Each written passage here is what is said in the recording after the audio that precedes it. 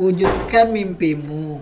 Oke. Ya kan, wujudkan mimpimu, walaupun itu susah, tetap harus wujudkan. Karena cuman itulah satu-satunya orang bisa sukses. Oke.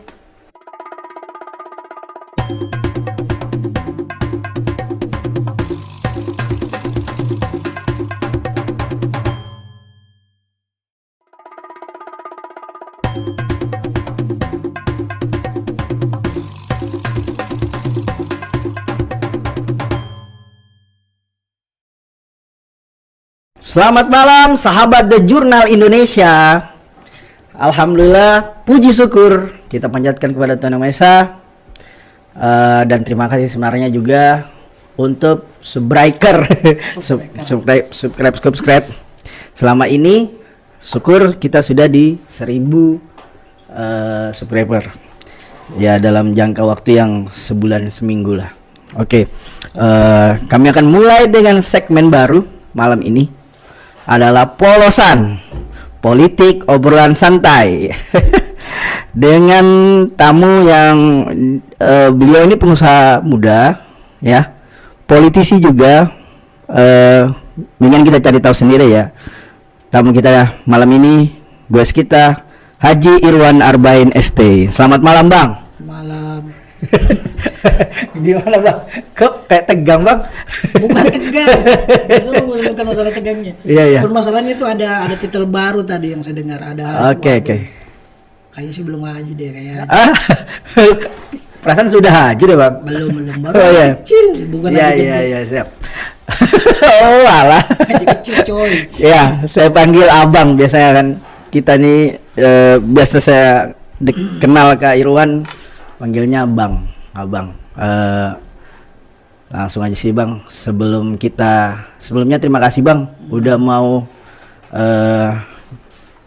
datanglah ke studio kami ini. The Journal Indonesia. Seorang Irwan Arbain yang ya kalau di sekitar daerah situ ya cukup sangat dikenal, ya kan? Siapa sih yang nggak kenal? Tapi mungkin sebelum mulai, Bang, Abang ini kulihat kan belakangan ini kita berteman di medsos, tapi Abang tuh jarang melihatkan keseharian Abang, ya kan? Jadi kalian bisa lihat di media-media di Bontang, seorang Irwan Arbain itu jarang memuncul di media. Terima kasih banyak sebenarnya bisa mau diundang di The Journal, karena ya senior saya juga di sebuah organisasi mahasiswa Bontang. Mungkin dia lagi santai malam ini. Salah satu gue yang lama saya undang tapi akhirnya ada waktu malam minggu kayak Bang, ya kan? Iya. Apa kegiatan sekarang, Bang Irwan? Kalau kegiatan sih tiap hari sih banyak. Oke. Ya kegiatan rutin lah. Ya kalau kegiatan rutin paling ya ngelanjutin usaha yang sudah ada, dilanjutin. Yep. Ngurusin perusahaan. Ya, ngurusin perusahaan, tata bagus-bagus lah. Iya. Nah, itu yang keseharian. Ya memang kalau mau ditanya kok nggak pernah muncul di media, ya memang nggak ini apa? Nggak apa ya? Padahal kalau mau diulik banyak yang menarik, Bang. Usaha Abang. Bisa sih, mungkin juga bisa juga. Ngurusin pelabuhan, ngurusin aspal. Iya. Dan memang apa ya? Bukan nggak mau berbagi ke yang lain, cuman yang lagi nikmatin aja. Iya. Nikmatin aja. Oke, Bang. Kita konsepnya ini kan kita ngobrolin politik. Boleh. Abang kan pernah di sana dan senior lah di sana. Baik daerah atau ya provinsi atau nanti politik nasional hari ini. Dengan kemasan yang santai, yaitulah podcast. Kita bisa ngobrol yang rileks, jujur, bisa juga berbagi di sini. Bang Iwan, kita pernah DPRD di Bontang kan? Ya pernah. Legislator. Kalau kita melihat, mungkin Abang bisa menilai juga di di zaman dulu sama zaman sekarang itu gimana pandangan Abang? pandangannya antara yang dulu sama yang sekarang. Yap. Sebenarnya- Dengan kebijakan-kebijakan, ya kan legislator juga buat kebijakan tuh Bang ya. Misalnya perda, ya kan? Ya, Prosesnya aturan. terlibat bersama eksekutif. sebenarnya kan ada inisiatif, ada yang dari pemerintah, ada yang dari DPR, ada juga. Ya. Jadi nanti digabungin. Kalau mau dibilang, kita kembali yang tadi ya, kalau mau dibilang perbedaan antara yang lama sama yang baru, sebenarnya nggak ada beda sih sebenarnya. Oh, Karena biar yang lama yang baru pun juga tetap namanya DPR sih, tetap DPR. Cuman memang yang kadang merubah itu kadang-kadang adalah aturan. karena Abang ini termasuk di periode zaman Dewan, ya zaman perintis lah ya, masih bisa dibilang era-era zaman dulu lah. Sorry, apa di sebelum 2010 ya Bang ya? Ya, sebenarnya Dari tahun berapa ke 2000 berapa ya kemarin, lupa udah. Tapi 2004, ya 2004 kalau nggak salah. Wah, awal-awalnya pemerintahan juga di Bontang. Yang Iya mana toh. sih? Di Kalau periode kedua Pak Sopir Nasdam tapi kan. Iya, kalau yang awal itu Termasuk justru awal. saya punya adik yang awal. Oh gitu. Iya, Oh. si Febri itu yang awal ya. Iya iya iya. Cuman dia kan PAW dia ya. Ah. Jadi dia angkatan kedua baru masuk. Oke Bang, ngobrolin politik hari ini Bang, di politik lokal baru-baru pilkada kan selesai dan semua masyarakat animonya tinggi dan tidak ada satupun yang tidak menerima, semua menerima, baik pihak yang kali ini terpilih dan tidak terpilih. Ke depan mungkin tidak lama lagi, bulan Maret ini kita akan punya wali kota baru. Benar. Kolega Abang, waktu Abang juga pernah di DPRD. Satu angkatan ya. Satu angkatan Iya. dulu dari satu angkatan bukan sama. bukan orang baru kita kenal lah, bukan orang asing bagi Abang kan. Kada Basri Rasa dan wakil Ibu Najira, istri almarhum yang pernah juga wali kota Pak Dia Dharma. Nah, gimana Bang, hari ini apakah Demokrat kita pandang ya sebagai, kan kita adalah perwakilan juga putra daerah kan Bang, yang pernah di politik, di legislatif, sebagai putra daerah, sebagai anak-anak Bontang, demokrasi hari ini udah maju. Dan iya, tidak ada rusuh-rusuh kan hasil dari pilkada ini. Benar, bahkan sih Benar, betul. Bontang. Kenapa? Sebenarnya gini, Bontang ini punya, saya bisa katakan dia spesialis. Iya. Terus kadang-kadang dia membuat suatu suasana yang fenomenal gitu loh. Ya fenomenal, banyak lah kejadian-kejadian fenomenalnya kan. Contoh waktu zamannya, zaman waktu saya calon juga kemarin kan. Itu kan fenomenal. Soalnya saya mau masuk ke situ nanti, tapi kita bukan dulu. Itu kan termasuk fenomenal juga kemarin. Iya. Dengan antusias yang begitu banyak, tapi pas di hasil akhir berubah dengan drastis. Nah itu, dan ini udah bisa saya katakan semenjak itu saya banyak belajar. Oke. Artinya kok bisa seperti ini? Iya. Ini fenomenal Ya. apa? Ini kejadian apa sih sebenarnya kok bisa berubah seperti signifikan seperti ini? Nah memang di kultur masyarakat kita ini khususnya Bontang memang bisa dikatakan rata-rata di atas daerah lain dalam berpikirnya, dalam hal berpikir loh ya. Kenapa? Karena mereka memilih pemimpin itu kan ada orang yang berdasarkan kedekatan variabel ya, contoh misalnya kayak kesukuan dan sebagainya. Iya. Tapi kadang-kadang itu nggak bisa jadi patokan. Ya kadang-kadang nggak bisa jadi patokan gitu. Kenapa? Ada hal-hal hal-hal yang lain kadang memang kecil tapi justru itu malah membalikkan suasana yang tadinya bisa dikuasain berapa persen, terus tiba-tiba dengan yang kecil itu berubah, bisa terbalik. Karena ya uniknya hasil pilkada kemarin Atau memang begini bang, pola ya. Kalau saya melihat histori ya, semenjak pilkada langsung, petahana ini selalu ya tiga kejadian pilkada ini, petahana itu selalu tidak terpilih lagi. Atau memang masyarakat Bontang ini yang suka hal baru terus. Itu saya bilang tadi, Bontang ini kadang bisa saya katakan di detik-detik terakhir itu fenomenal itu muncul gitu loh. Ya. Nah itu yang kadang-kadang kita nggak bisa prediksi gitu loh. Fenomenal itu kadang-kadang sering muncul. Nah sama yang kayak setelah selepas dari Pak Sopyan masuk ke almarhum Pak Adi itu kan satu kali. Iya, Ya itu kan? tadi saya bilang. Nah, satu kali. Terus masuk ke zamannya Ibu serta Pak Basri. Iya.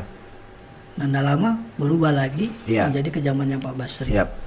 Nah ini makanya saya bilang tadi masyarakat Bontang ini unik dan berpikirnya berbeda dengan daerah-daerah yang lain. Bisa bilang nggak bisa diramal, Nggak bisa kalkulasi politik dan beda matematisnya. dengan ya beda dengan kayak Makassar. Ya. Makassar kan sudah pernah Ya, kan gitu ya, kan. ya, Makassar juga pernah ya. ngelihat situasi politik di sana itu kentara sekali. Ya, udah bisa dibaca. Udah bisa, oh ini lari ke sini, ini lari ke sini, udah bisa dibaca. Ya, ya. Bontang nggak bisa dibaca, coy.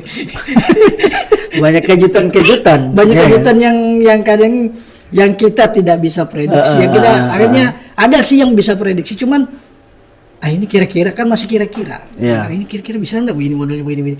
Tapi ternyata terbantahkan setelah hasil akhir. Hasil akhir bilang, wah ternyata berubah drastis. Iya, iya, ya iya. kan? Iya, iya. Nah, makanya saya bilang, ya inilah namanya politik. Benar, benar, benar. Politik itu kan namanya politik itu bisa dikatakan bulat. Bulat kenapa saya katakan bulat? Ya kita nggak bisa tahu kapan dia berhenti, kapan dia di atas, kapan di bawah, Iya, iya. kapan di tengah. Ya, abang pun pernah melewati itu ya. Oh, nah Iya, iya, iya, iya. makanya yang saya sering nyampaikan ke teman-teman, ongkos biaya belajar yang paling mahal adalah politik. Oke. Iya, iya. Saya katakan gitu. Sekarang saya tanya, ongkos kuliah waktu dari pertama kuliah sampai sekarang paling gede berapa sih? Nggak sampai ya nggak Sampai sampai 20. Saya sampai sarjana loh, sampai Benar, benar, benar. Nggak sampai ya nggak sampai 30 juta lah. 30 juta. Nggak sampai 20 di zaman saya. Tapi ketika orang sudah masuk ke politik, ke ranah politik, nggak usah jauh-jauh, nggak usah jadi wali kota dulu deh. Iya. Masuk ke ranah ke caleg aja, Iya, iya. berapa biaya yang harus dibutuhkan? Ya, abang pasti lebih tahu tuh. Tapi kalau ngeliat di obrolan atau di medsos bang, ya bisa puluhan juta sampai ratusan juta. Terakhir yang Dan- saya dapat info itu 300-an. Itu tapi pasti duduk sudah. Belum, belum tentu. Belum tentu. Iya, iya. Belum tentu 300 itu bisa duduk. Oke. Hanya dalam waktu Hmm. bisa dikatakan Berapa bulan lah? berapa bulan aja udah habis. Iya, iya. Nah, makanya saya bilang ongkos belajar biaya yang paling termahal yang saat ini itu adalah biaya politik, belajar politik. Kalau belajar ya. Belajar itu kalau kita belajar kan belum tentu tamat, Iya. Iya kan? Iya, iya, iya. itu masih ada lagi yang di atas yang saya bisa katakan politik apa ya, politik pesawat tempur yang bisa main-main. Roller coaster ya. Kalau yang di bawah kan, kalau kita masuk kayak caleg kan masih, bukan saya katakan bahwa dia masih di bawah, enggak. Cuman biaya politiknya itu masih kecil. Oke. Dengan kos politik, Budan juga menghasilkan hasil-hasil kualitas ya dari Iya. dari pemilihan. Bisa dibilang kemarin kenapa juga soal pilkada hanya head to head karena kos politik ya bang, kira-kira menurut abang? Kalau mau dibilang ongkos biaya mungkin salah satu variabelnya iya. Iya. Cuman ada apa namanya, ada variabel yang paling bisa dikatakan paling menonjol lah Ya. ya. Waktu itu kan isunya adalah bahwa ketika terpilih nanti itu cuma 3 tahun. Ya. Sampai 2024. Nah, 3 tahun. Masa Masa jabatan cuma hanya 3 tahun. siapapun yang bertaruh di pilkada kemarin yang pemenangnya. Nah, kalau dari hitungan kalkulasi Ya. ekonomi, Ya. itu nggak masuk, coy. Nggak Ya, masuk. ya. 3 tahun ya. Itu nggak masuk hitungan. Jangankan 3 tahun, 5 tahun aja nggak masuk hitungan. Kalau kita ini bicara masalah politik, bukan bicara masalah, kita bicara masalah ekonomi nih, Ya. ekonomi. Kita bicara masalah ekonomi. Itu nggak masuk hitungannya. Oke. Sampai kapanpun nggak bisa masuk hitungannya. Nah, orang ngelihatnya dari situ. Kalau kita bicara faktor lain, kalau bicara masalah politik, kita masukkan ke politik. Nah, 3 tahun. Kalau kita bicara politik murni, Iya. murni, Hmm. politik itu kan untuk untuk semua keputusan dan kebijakan itu murni untuk rakyat, untuk masyarakat. program, kebijakan, hasil pembahasan, Nah, kalau kita bicara seluas-luasnya masalah untuk rakyat. pure politik, 3 tahun cukup. Jangankan 3 tahun, 1 tahun cukup. Bisa dibuktikan. Kenapa dengan segala kebijakan, keputusan Oke. yang memang diperuntukkan untuk masyarakat. Ya toh? Yep. Tapi kalau kita bicara masalah ekonomi itu berubah lagi lah. Beda antara ekonomi sama politik itu beda. Cuman kan antara ekonomi dengan politik itu bisa dikatakan adik kakak yang tidak bisa dipisahkan. Saling sinkron dia Nah. karena sejalan kebijakan politik biasa ya mengaruh ke ekonomi daerah. Itu makanya saya bilang tadi. Karena orang kenapa cuman head to head ya bisa jadi seperti itu. Satu yang palingnya pasti yang saya perkirakan adalah yang digaris bawahi adalah masa jabatan cuma hanya 3 tahun. Nah, ternyata baru-baru kemarin udah berubah kembali ke 5 tahun. Putusan Iya, ini Oke. kembali ini jadi bukan 3 tahun lagi, jadi kembali ke 5 tahun. menjadi sebuah undang-undang baru tuh. Dia bukan undang-undang tapi perubahan kalau nggak salah jadi 2024 2000 ya. Nanti ini Bontang masuk ya 5 tahun. Jadi semua kepala daerah yang terpilih di pilkada Sekaltim ini 2000 dia 5 tahun jabatannya. Bukan 3 tahun. 3 tambah 2, 24, 25, 26 2026. Setahu saya begitu. Wow. Iya. Dari itu bisa banyak hal yang bisa dilakukan kan Bang untuk pemerintahan baru. Sudah pasti. Karena dia tidak bakal tanggung. Sudah pasti. Karena ya seki-seki kita anu aja. Berpikiran pragmatis saja. Yap. 3 tahun saja mereka berani. Ya.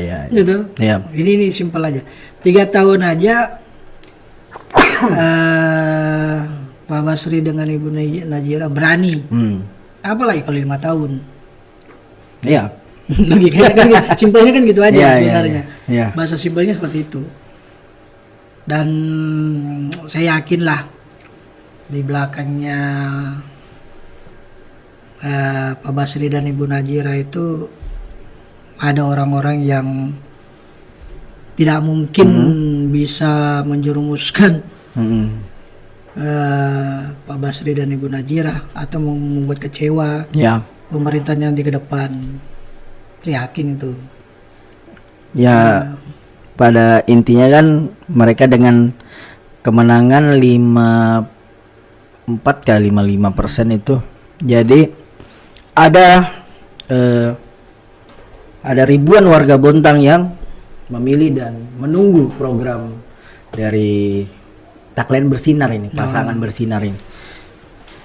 Dan semua warga baik yang memilih Nejo dan memilih Basna akan menjadi masyarakatnya. Kita akan lihat di akhir Maret ini Bang ya, Ya. pelantikan. Sedangkan sih katanya tanggal 24 ya. Iya.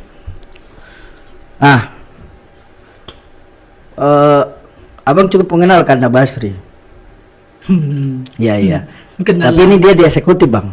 Dia ini beliau tuh kan lama di legislatif. Nah, Ya. sebagai sosok nanti di kepala daerah kita, pasti bagaimana Bang? Ya yang saya yang saya kenal ya. Iya, karena kan yang kalau kami yang awam sih dapat beliau merakyat, rela turun ke bawah gitu loh. Kalau yang saya kenal waktu zaman pertama kami sama-sama terpilih DPR, ya orangnya gitu. Artinya bisa dikatakan low profile, Oke. orangnya gitu kan. Dan memang dia tidak, artinya dia tidak memilih, dia tidak memilih teman lah. Mau dia di atas posisi, Iya. mau dia di bawah, Iya. sama aja. Karena waktu itu saya sama Pak Basri sama-sama di Komisi 3. Oke. Pembangunan Bang ya? Iya. Biasa kalau sama pengawasan di situ di pembangunan. Sama-sama. Jadi ya ketemu Iya. satu komisi, cuman beda fraksi kan. Ya, jadi pemikiran kita itu ya sama. Oke. Artinya ya ngeliat ya saya sama dia sama saya ngeliat juga sama sih. Pada prinsipnya ya orangnya low profile, terus ya satu komitmen juga sih. Oke. Dia komitmen Nah, juga. sebagai kolega atau sahabat, sekali aja kan Kak Basri bakal nonton nih. Saya coba share langsung ke WA. Ada pesan ke Bang sebelum dia ini dilantik. Pesan Sebagai sahabat lah, kolega. kalau pesan saya tetap semangat, bro.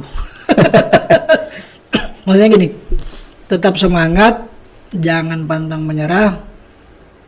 Segala sesuatu hal yang menjadi rintangan itu merupakan kunci dari suatu kesuksesan.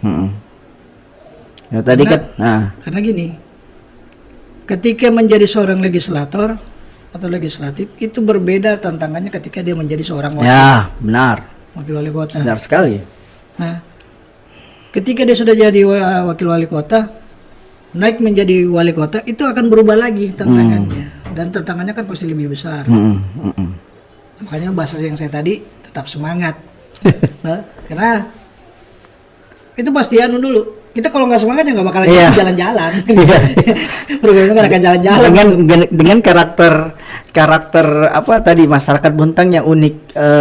Entah di Bontang ini punya loyalis terhadap tokoh atau figur atau tidak, karena tracknya tadi tidak ada petahana yang abadi. Itu sementara ini, iya kan? Dari dua periode Pak Sofian, tapi kan di pilkada dia periode kedua.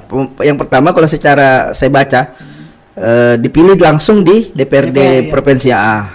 Habis itu habis dua periode tidak bisa karena aturan tidak bisa maju. Naik Pak Adi maju, Pak Adi satu periode naik ke Bunda satu periode naik ke Basri. Pasti pecintanya juga ketika dia di posisi itu, karena apa sih Bang ya? Kayak kalau orang di posisi pemerintah itu di eksekutif cenderung dikritik.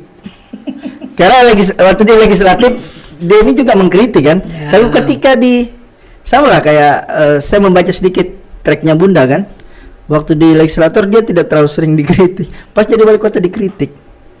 Dan saya rasa dari Abang kan Abang juga kenal Kak Basri ini bakal pro kritik ya.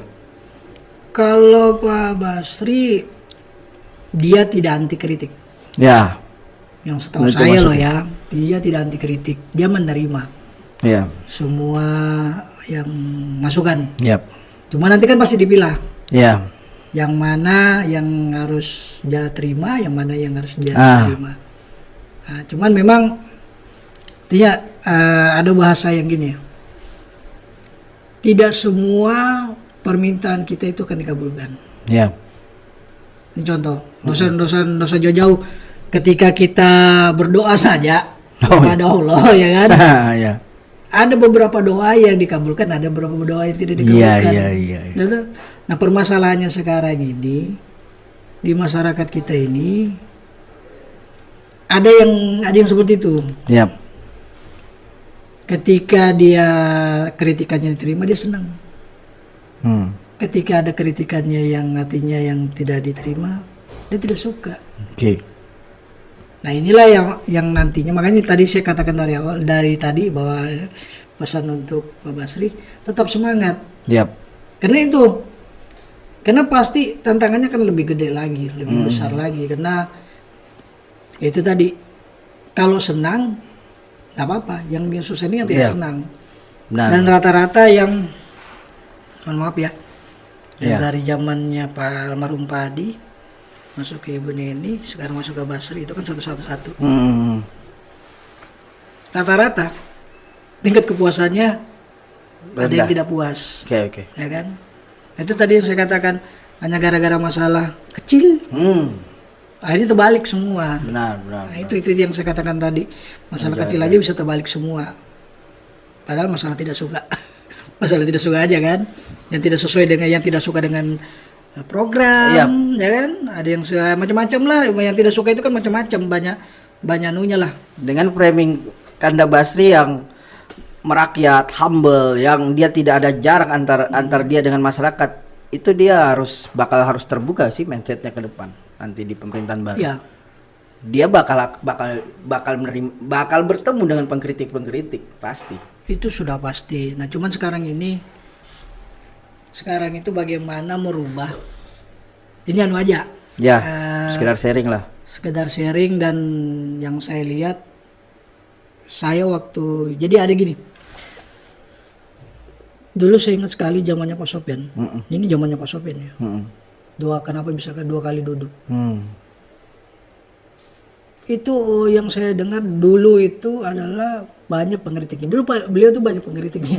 Zamannya Pak Sopyan itu banyak pengkritiknya. Cuman ada satu hal yang memang saya salut sama Pak Sopyan. Stylenya. Stylenya. Setiap pengkritik itu dia tidak musuhin, tapi dia rangkul. Ya. Dia rangkul, tapi tidak meninggalkan yang lama, gitu loh. Oke. Nah, ini yang bisa saya katakan maksudnya kalau bisa yang kedua nanti nih, Iya. kalau ada yang artinya pengkritik, saya yakin kalau Basri memang bukan tipikal orang yang anti kritik, tidak. Ya. Dia pasti menerima kritik. Tapi kalau dia gabungkan ini, wow. Iya. Saya nggak bisa bayangkan bagaimana nanti Basri kalau dia bisa menggabungkan Iya. itu. Wah, Dia kemas. dia akan masuk itu. Wah, Yap. Nah, kalau di dalam program pemerintah nih Bang, yang Abang lihat kan Kak Basri ini diwakil kemarin. Satu periode berarti udah lihat kisi-kisi waktu di zaman pemerintahan Abbas. Apa yang belum disentuh Bang?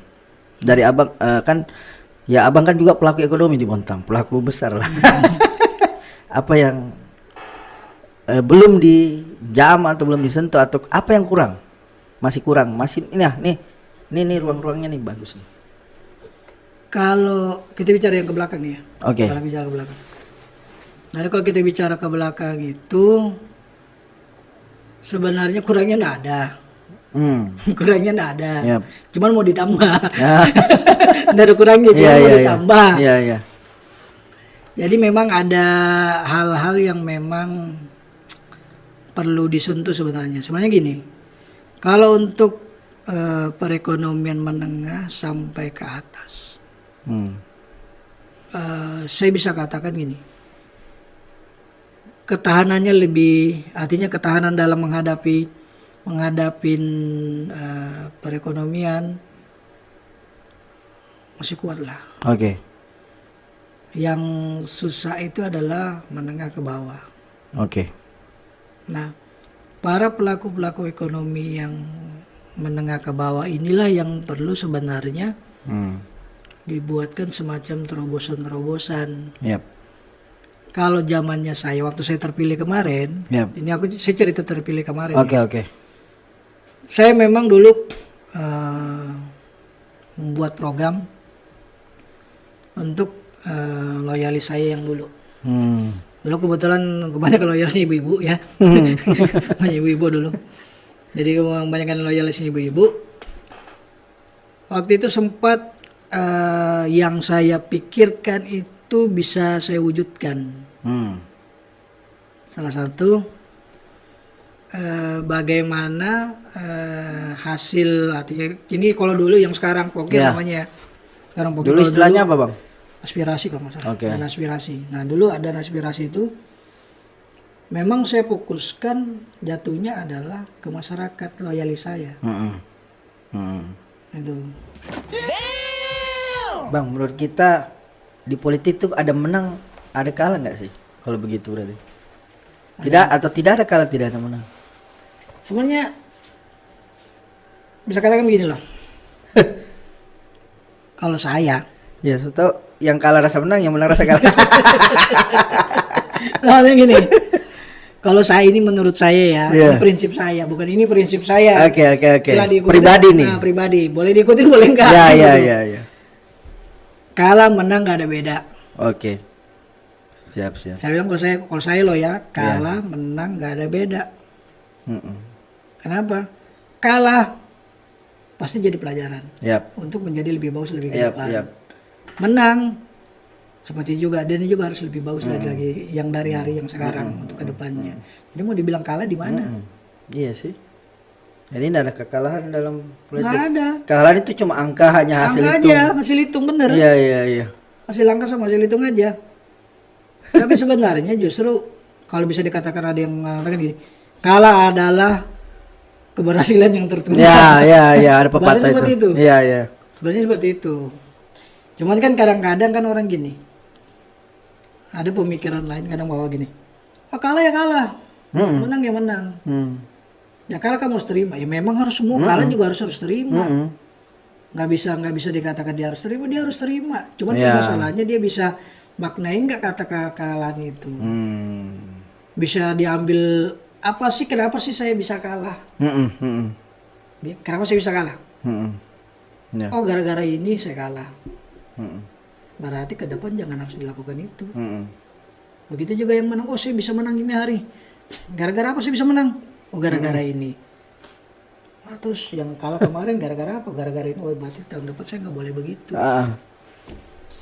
Dan di politik itu biasa orang cerita juga. Sebenarnya haram dendam di politik. Iya benar. Ya kan? Benar. Iya. Itu nggak boleh. Kalau saya katakan gini. Ini hari kita boleh apa? Ini hari kita boleh ribut, kita boleh bertengkar, kita boleh beda pilihan. Tapi besok itu nggak boleh terjadi. Kita teman. Iya. Karena seru-seruannya jadi strategi mungkin. Ya apa ya bahasa kemarin tuh ada bahasanya apa? Saya lupa bahasanya itu. Tapi yang jelas gini, dendam itu nggak ada dalam politik. Karena suatu saat pasti akan kita membutuhkan dia. Itu berarti makanya bilang dendam itu nggak boleh. Ada frekuensi yang sama, ada kepentingan yang sama, ada urusan yang sama. Ada urusan yang sama, kedepannya ada yang ada kebutuhan yang sama, ada yang mau dia butuhkan, pasti akan terkait. Kalahkah dia bang kalau dia dendam? Itu mungkin artian kalah. Di kalah. Politik. Kalau saya katakan kalah. Sekarang gini, ini contoh. Iya. Karena kita melewati beberapa pertarungan juga dalam politik. Ini contoh ya, si A punya skill, anggaplah misalnya dia punya skill gosok baju lah ya. Oke. Si B punya skill kasih parfum ruangan. Ketemu dalam suatu pertandingan. Ya kan? Terus salah satunya ada yang kalah. Anggaplah si ini yang gosok baju kalah ya. Iya. Gosok baju kalah. Skill A cuman taunya nyemprot ruangan. Ketika dia menang, dia kan bajunya harus rapi. Iya, dua-duanya. Dia harus rapi, kelihatan berwibawa kan. Tapi dia punya skill itu. Dia harus nyari siapa nih? Dia harus nyari siapa? Iya toh. Iya. Mau nggak mau deh, wah ini teman-teman gua aja ini yang bisa yang ini. Ya, caranya ya sudah. Kita yang kemarin kita kan bertanding. Itu hanya pertandingan. Sekarang saya butuh kamu untuk bantu saya, kamu untuk bikin bajuku deh. Oke. Gitu. Iya, iya, iya. Itu sih yang kata Akhirnya dunia kompromi. sih. Ya. Akhirnya kompromi, akhirnya ada kecocokan, kemasukan. Akhirnya bekerja sama kembali. Ya artinya gini loh. Saya mau nanya, di dunia ini yang bisa hidup sendiri siapa? Apa ya? Ada nggak? Binatang pun tidak. Enggak. Ya nggak mungkin lah. Nggak ada. Manusia kalah sama binatang kan? Nggak ada. Iya, iya, iya, iya. Makanya saya bilang, di dunia ini ada nggak yang bisa hidup sendiri? Iya, iya. Bangun rumah sendiri, Iya. ya kan? Karena kita makhluk sosial. Nah, itu makanya saya bilang tadi. Karena kita tidak bisa hidup sendiri, makanya kita butuh orang. Kalah menang itu cuman hanya kata-kata. Betul Iya, tidak? benar, benar, benar. Hanya kata-kata. Kamu menang, kamu kalah, padahal nggak biasa aja. Iya.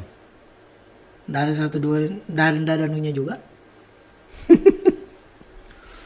Berarti move on lah buat mereka-mereka yang mungkin merasa kalah hari ini. Jangan terlalu dianggap. Artinya gini, kalah bukan berarti berakhir sudah dunia. Ya, Itu sudah. Hidupmu berakhir, enggak lah. hidup itu masih panjang. Karena dari kekalahan itu akan membuat kita untuk belajar bahwa dalam kekalahan itu pasti ada kemenangan. Cuman kemenangan itu tertunda. Yap.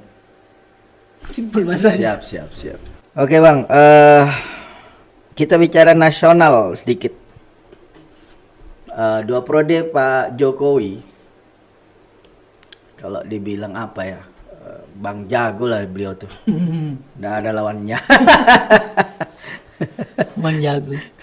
Lawannya pun kembali tadi kita bilang jangan kalah hari ini kemenangan tertunda, tapi belum tentu yang kalah dia bakal begitu terus. Akhirnya kan Pak Prabowo itu menjadi menterinya Pak Jokowi sekarang. Kan begitu. Lawannya bukan lawan 2 periode yang ternyata bukan lawan abadi ternyata. Makanya bilang politik tuh Iya, bulat. benar ya, bukan Politik- kotak. Bukan kotak. Politik tuh bulat. Iya. Tapi pasca Jokowi kira-kira atau bagaimana Bang? Kira-kira tetap lanjut ya? Bisa mungkin 3 periode. Kalau tiga periode kayaknya nggak berapa. Program kebijakan nasional ini. Kalau 3 periode, ini kan bicara masalah periode ya. Iya. Kalau 3 periode itu kemungkinan berat. Gitu loh. Cuman ya saya katakan gini loh. Isunya ada malah Bang, mau coba 3 periode dengan Iya. merubah aturan undang-undang presiden. Memang betul ada wacana untuk 3 periode. Ada memang, cuman ya kalau saya pribadi Nah, yang netral aja 2 periode kan. Gitu loh. Cuman memang ada statementnya siapa namanya Pak Presiden Pak Jokowi itu dinyampaikan gini, kalau ada yang menyampaikan 3 periode dia bilang kan, ini yang saya baca di berita online, saya lupa beritanya apa tuh. Dia bilang saya menyalahin aturan. Oke. Gitu loh bahasanya. Kalau saya katakan sih benar juga.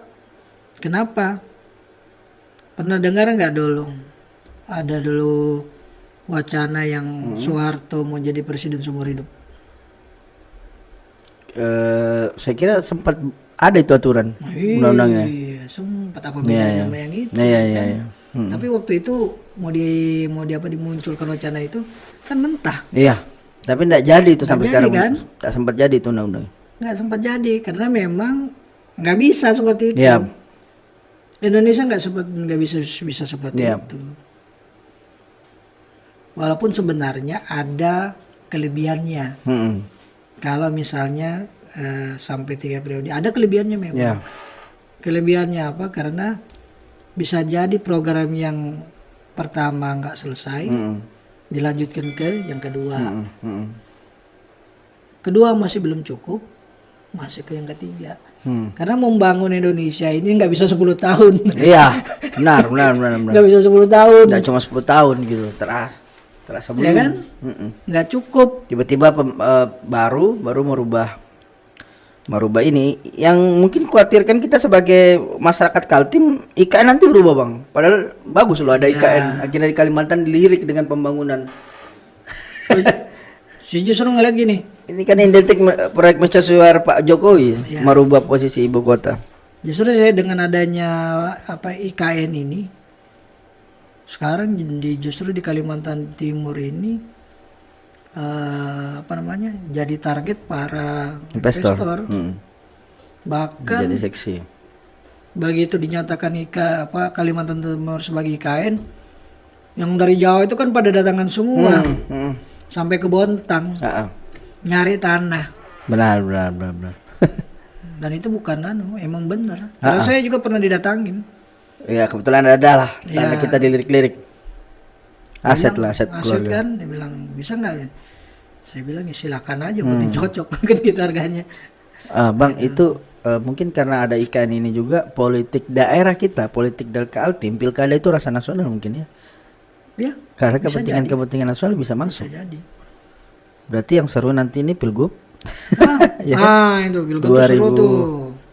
Pilgub nanti itu seru. 2028 kayaknya. Ya. Pilgub pasti seru tuh. Yep.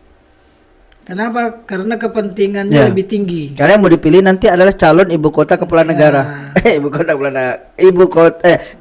Calon kepala daerah ibu kota negara. Iya. Beda. Apa ini? Dia jadi gini. Kalau yang saya dapat informasi, kemungkinan nanti yang dijadi IKN di situ dia dibentuknya dia lepas dari dari Kalimantan Timur. Jadi bukan kayak DKI Jakarta dengan enggak. Oke. Dia ada nanti kalau nggak salah dia ditunjuk langsung DKI sama kalau bukan presiden. Jadi nanti jadinya di bawahnya langsung karena dia ngurusin kayak di luar kepala distrik lah ya, kayak Washington DC misalnya biasa. Ya. Seperti itu. Bagaimana bang kita menangkap nih, menurut abang? Seharusnya masyarakat atau pengusaha-pengusaha atau politisi Kaltim? Ya kalau mau, sebenarnya kan gini, mumpung belum start. Ya. Ya kualitas harus dibagusin. Oh iya benar. Karena gini, tidak menutup kemungkinan orang-orang dari sana akan datang. Ya. Nah, ya kita harus bagusin. Bisa agak sedikit menjadi kompetitif pasti dan mengganggu peluang-peluang sama contoh warga daerah. Dosennya jauh di jurnal Indonesia aja. Yap. Iya. Di jurnal Indonesia aja. Saya katakan di jurnal Indonesia udah start duluan nih. Iya sih bang. Dari apa nih bang? Apa gini muji-muji lah ikan? Bukan. Gini loh. Podcast banyak. Ya. Di Bontang pun pasti banyak. Iya. Cuman saya bilang kenapa? Saya bilang The Journal Indonesia bisa ngelihat peluang itu. Oke. Saya ada beberapa yang saya lihat di Bontang podcastnya. Ya bukan saya katakan kayaknya perlu harus digali lagi deh. Ini bukan karena kita ini senior saya di HMB. Bukan. Pendiri. Nah, serius. Iya. Karena gini, karena saya ngelihat segmennya bro. Oke bang, siap. Segmennya itu kan macam-macam. Iya. Ada beberapa itu ya. Benar. Dan segmennya itu memang ngena. Siap. Nah maksud saya mimpi kami sih bang, sebab tahu ini orang-orang dari Jakarta ada di IKN, kita bisa banyak nih kan, dasar jauh Bontang ke daerah Balikpapan sampai Najam ini kan, orang-orang nasional, wis. Nah, maksudnya gini, dengan kita sudah curi start duluan, iya. Ketika mereka datang ngeliat, oh ya ada, berarti udah ada nih di Kalimantan Timur lah, saya enggak. Iya. Di Kalimantan Timur tuh ada. Oke lah. Karena kan digital orang semua melihat bang, tidak dibatasi, siapapun menonton ini. Jadi nanti ketika mereka datang kita udah siap dengan dengan kreativitas kita, dengan sumber daya manusia, SDM kita. Itu udah siap. Nanti gini, bro kamu mau perang kita siap nih kan Ya, gitu bahasanya. menarik sih. Itu. Karena kalau kayak DKI kita ini Jabotabek lah. Ya. Daerah terdekat dari Daerah penyangga. ibu kota. Oh ya, penyangga. Biar penyangga maksudnya. Enak juga dibilang daerah penyangga ibu kota negara. Wih. Jualannya. Jadi bukan kita yang selalu bawa Bontang ke Indonesia. Wah, sekarang Indonesia yang ke Bontang, wes. Iya. Nasional yang ke masuk di Kaltim. Seru. Nanti bahasa Bontang jadi ya sudah itu jadi Iya. jadi tren juga Jadi nanti. pengganti lo gue ya. Ya, Bekasi lah kayak Bekasi. jadi gitu. tren lagi ya sudah kan gitu. Ya itu visi misi mimpi-mimpi atau ekspektasi ke depan sih, ya kan, menangkap peluang-peluang itu. Nah bang, kalau kita lihat bang, industri di Bontang, karena kita di kota industri, pengembangan itu ke sekarang nanti ke depan, dengan tadi kita bicara ya politik di daerah dan politik nasional, walaupun bukan juga pesimis sih, tertundanya ya proyek refinery minyak ya. Bagaimana itu bang? Apa yang bisa ditarik nih buat pemerintahan baru menjemput atau melobi program nasional? Yang menarik sebenarnya itu ini refinery yang sebenarnya sih bukan dibatalin kalau saya lihat. Tapi Digantung. Oh iya. Bola berita kayaknya ditunda ya. Iya, bahasa dibatalin. beritanya kan ditunda. Tapi saya ngelihat bukan ditunda, dibatalin. Tapi kalau saya sih digantung. Oh gitu. Karena gini, Lahan ada kan? Perasaan lahan sudah satu berasa. lahan ada. Nah saya ngeliatnya gini, waktu zamannya Ibu Neni, itu kan gencar bahwa akan bakal Hmm. dibangun. Mm-mm. Walaupun sebenarnya juga awalnya juga ada bahasa mengatakan dibatalin. Saya ingat sekali, waktu pertama itu muncul dibatalin, Hmm. terus Ibu Neni bereaksi bahwa itu tidak dibatalin, dia akan melobi ke pusat, Yap. dan itu berhasil. Yap, Yang saya dapat informasi. Yap. Dan berhasil dan lagi dicarikan untuk investor yang pengganti. Ya, konsilium Waktu itu itu. Nah, kemarin. Saya dapat terakhir beritanya itu dan bakal akan direalisasikan. Nah, setelah habis pilkada berubah menjadi dibatalin. Mm-mm. Artinya kalau kita ngelihat alurnya, kita bicara alurnya aja ini. Dari yang batal, terus dilobi, terrealisasi, terus begitu selesai batal lagi. Artinya apa? Ini bukan dibatalin tapi digantung bagaimana dia mau ngelihat ini daerah serius enggak? Ya, Kan gitu. ngejarnya. Serius enggak ngejarnya ini kan gitu. Karena program ini ndak bakalan jalan kalau tidak ada sinergi antara pemerintah pusat dengan daerah. Walaupun bahasa-bahasanya di orang di Pertamina, anggaran investornya yang konsorsium dari luar itu kayak Timur Tengah itu belum ada. Sebenarnya gini, kalau mau dikatakan itu, kalau saya yang enggak ini Bahasa politis. ya bahasa politis. Tapi kalau bagi saya, Karena Tuban itu star bang, refinery juga, ya kan? yang baru Iya, 3 Rosneft tahun lalu kan lemparan Pak Jokowi kan itu. Rosneft Rusia, Iya. itu Rosneft. Makanya saya katakan gini, kalau Denny tadi mengatakan itu bahasa politik, kalau saya sebagai pengusaha itu tidak masuk akal. Kenapa saya bilang tidak masuk akal? Lo pemerintah loh punya semua fasilitas. Iya. Siapapun investor bisa dia panggil. Iya. Perizinan sudah nggak kayak dulu. Nggak kayak dulu itu satu. Ya kan? Ini kan tinggal, kalau saya ngeliat tinggal. Lebih ke kekehnya daerah ya. Nah, begitu. Karena tadi alurnya tadi batal, Dan di lobby, diusahakan, begitu habis pilkada berubah lagi dibatalin. Iya. Berarti kan ngeliat alurnya Paham, ini paham, artinya paham. Pendekatan di situ tadi. pemerintah nih. Ah. Oh ayo, aku ada nih. Kamu mau nggak? Nah, kalau kita dari pemerintah, oh ya saya mau, ya sudah, ayo sini kamu maju.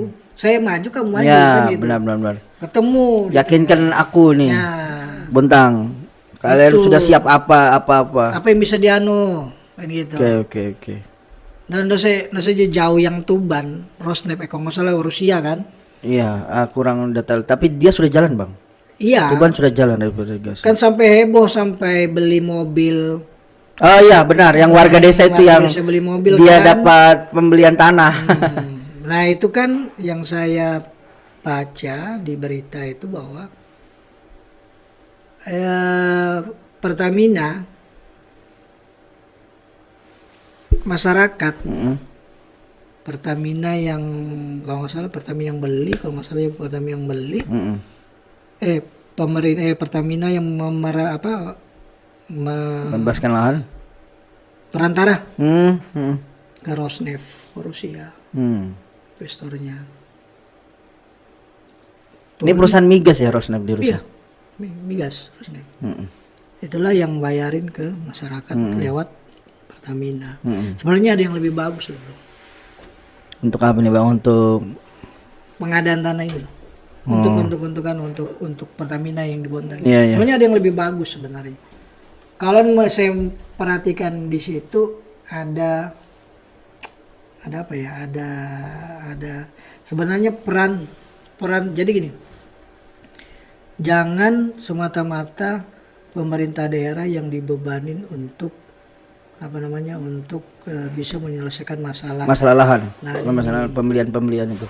adalah Nah, pemerintah ini kan pemerintah daerah ini kan punya banyak nih. oh tadi itu di Tuban bukan Pemda Tuban yang bayar warganya. Bukan. Pertamina malah ya. Pertamina perantara dari Rosneft. Oke. Yang saya baca loh ya. Oke. Mudah-mudahan tidak salah. Iya. Nah, dari itu saya bisa lihat, wah ini kayaknya bisa nih. Sebenarnya pemerintah daerah lebih hebat dibandingkan Pertamina. Serius? Iya. Artinya gini, pemerintah daerah melalui usaha-usaha daerahnya, BUMD lah, Ya, BUMD BUMD. ya. BUMD lah yang bergerak Untuk mengurusi lahan misalnya. ya, ngurusin lahan, kalau perlu dia beli. Iya. Bahasa kasarnya kan, baru dia Jual. Pertamina. Iya sih. Bisa ada keuntungan bagi daerah. Itu contoh. Iya. Contoh aja.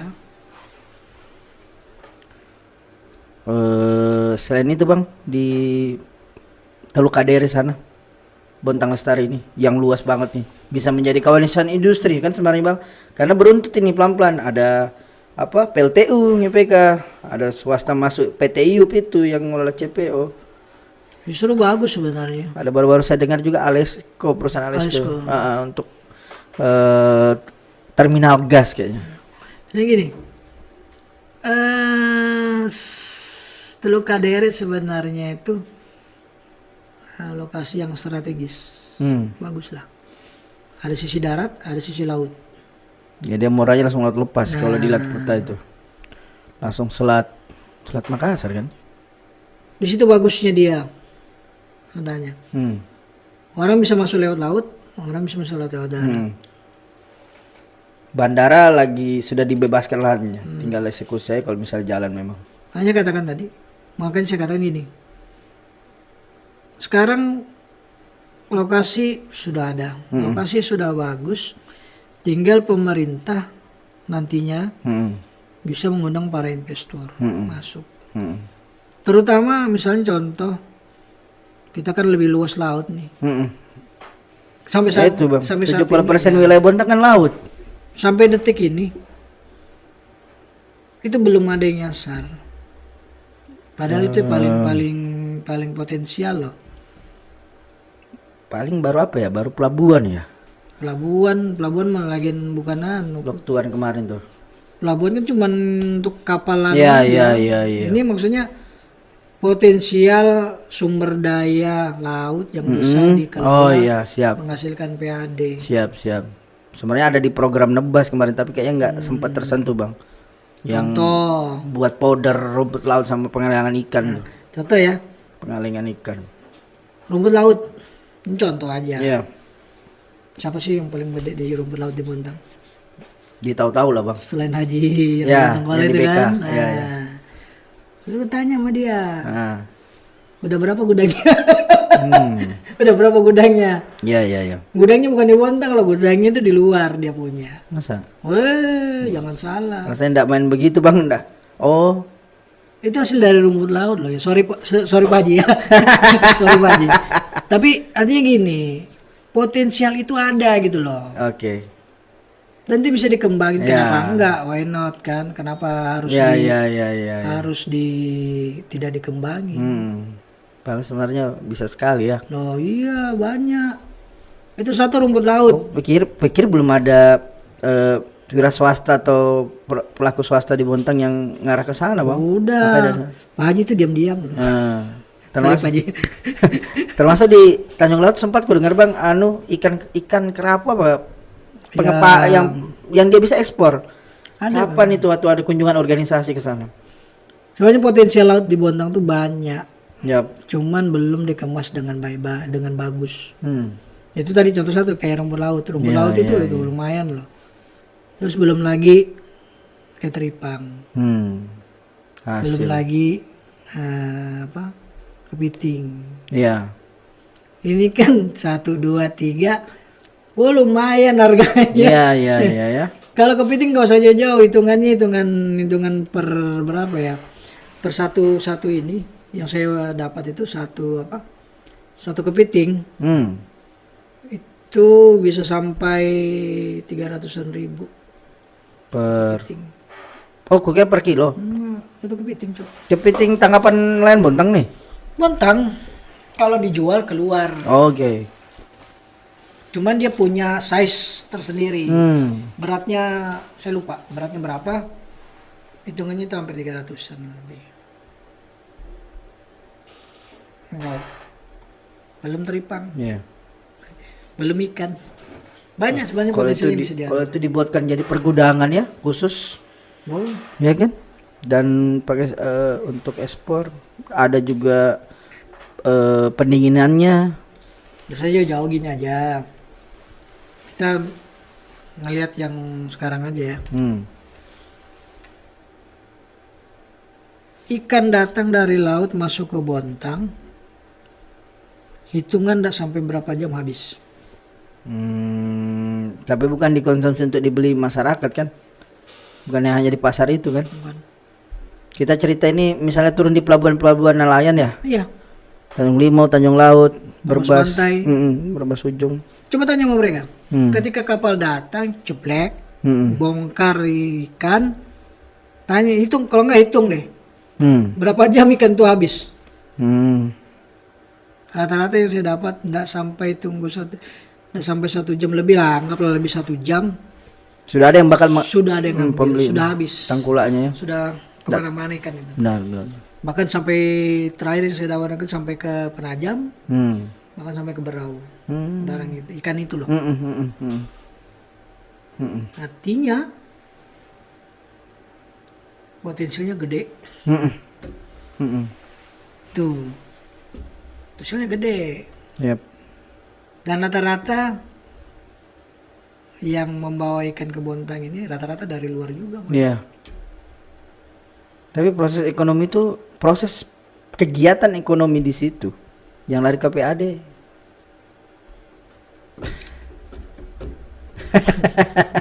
Jangan tanya PAD, Ya, bingung kita kalau membuat Ya, sendiri. oke, Karena oke. gini,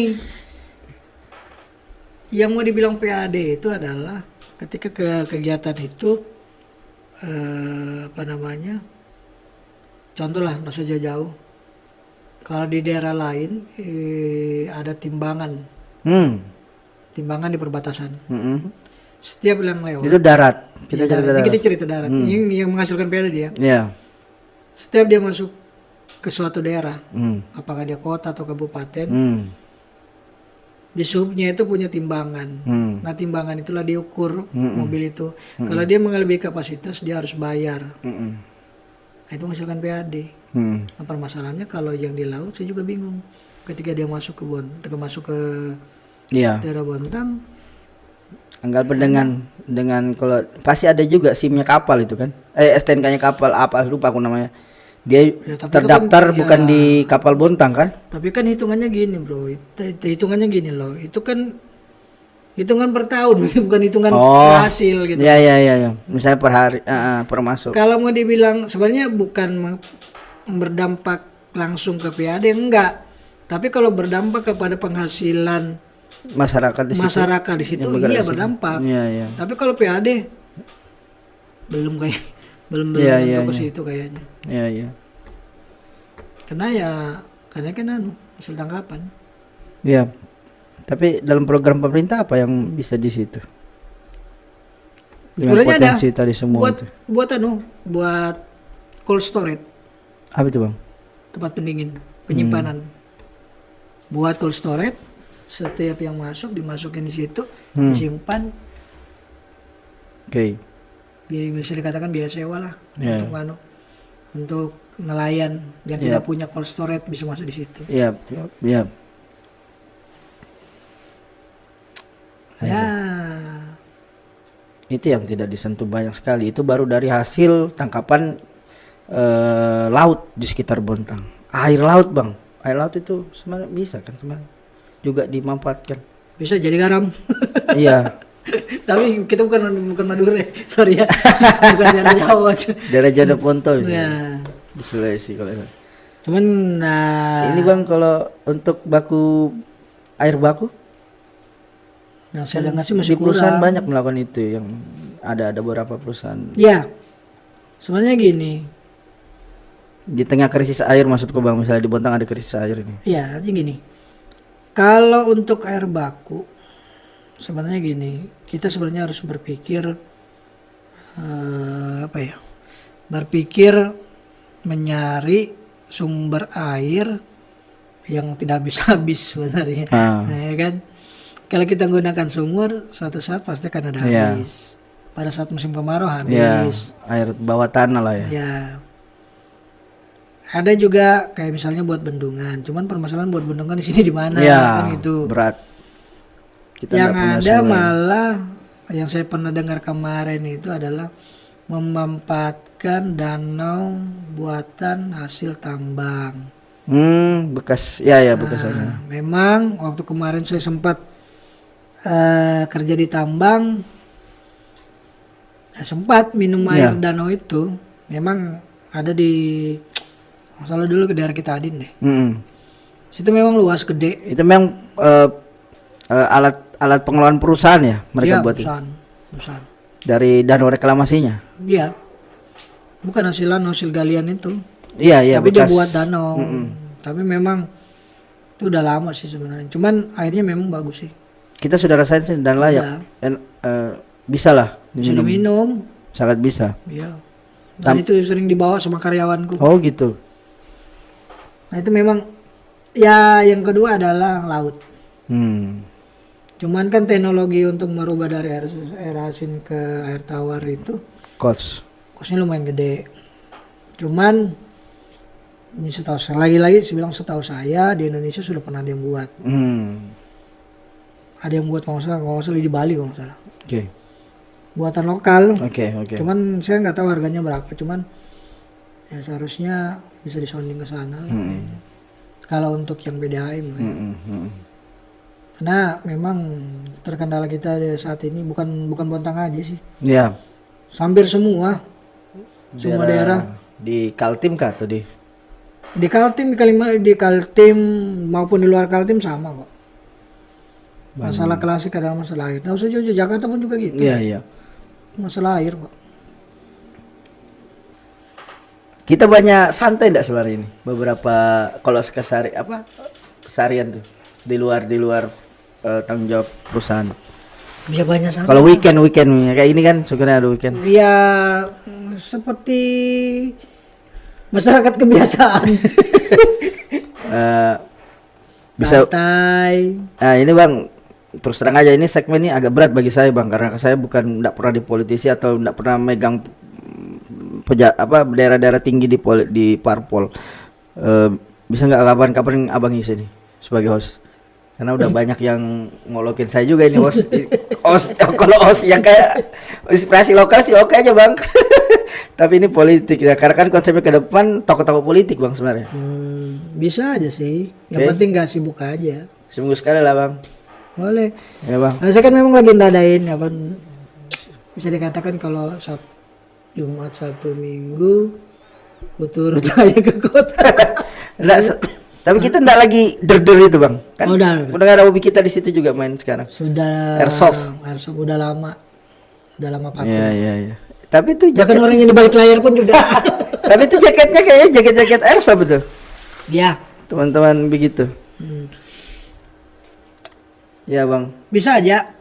Artinya kan biasanya kan gini Sabtu Minggu kadang juga kadang kosong. Oke, kita lihat janjinya Bang Irwan.